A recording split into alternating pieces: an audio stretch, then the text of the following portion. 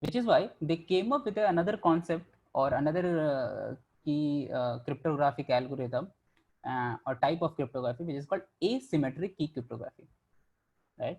This is asymmetric key cryptography is also called public key cryptography. Okay. Now, in case of symmetric key cryptography, where you had one key at both of the end, here you will have two different keys.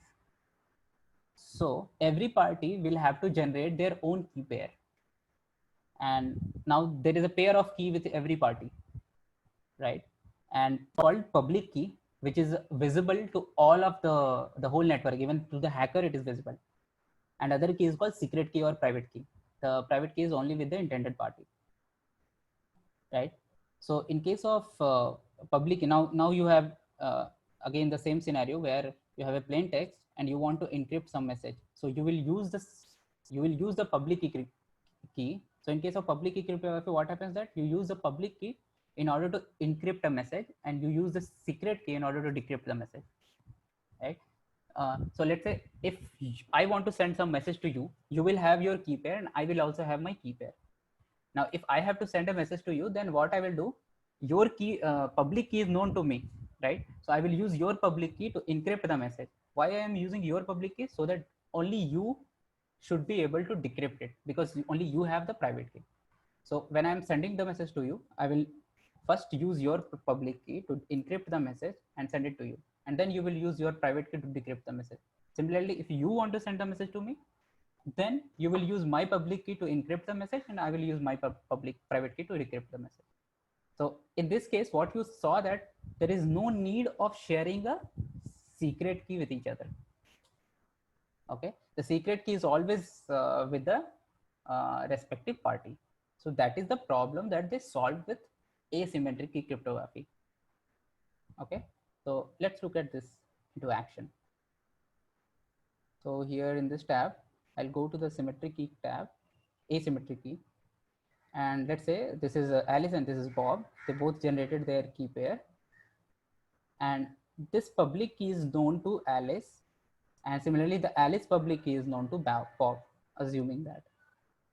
So let's try to send some message. So there is a secret message. This is your some secret message, and if Alice wants to send a secret message to Bob, then she will have to use Bob's public key, right? So let's use the Bob's public key to encrypt this message. Now this is the encrypted message. Actually, I have kept all the metadata itself, but there you can see this is a ciphertext. Apart from that, the other metadata is also there just for visibility, like what all things goes, what all data goes. So now, assuming that this whole thing is a ciphertext, and even if the hacker knows the public key of anyone, he or Bob's, and he knows the ciphertext, he will not be able to decrypt it.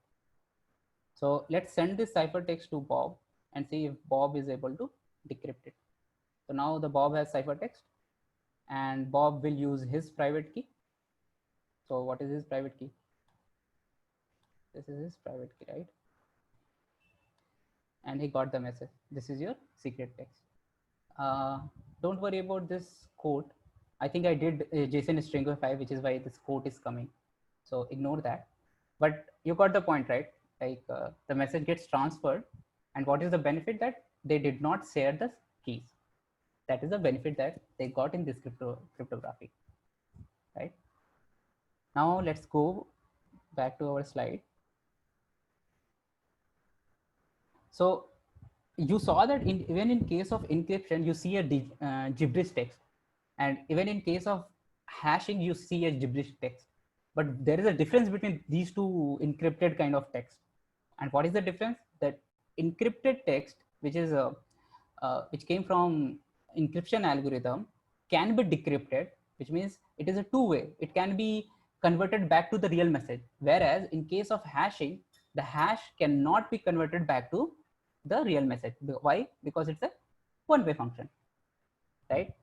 In case of encryption, you use keys to encrypt the message or decrypt the message.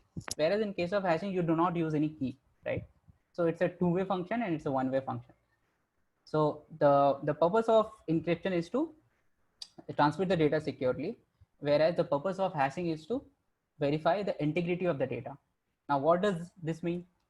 Why, how I can verify the integrity of the data?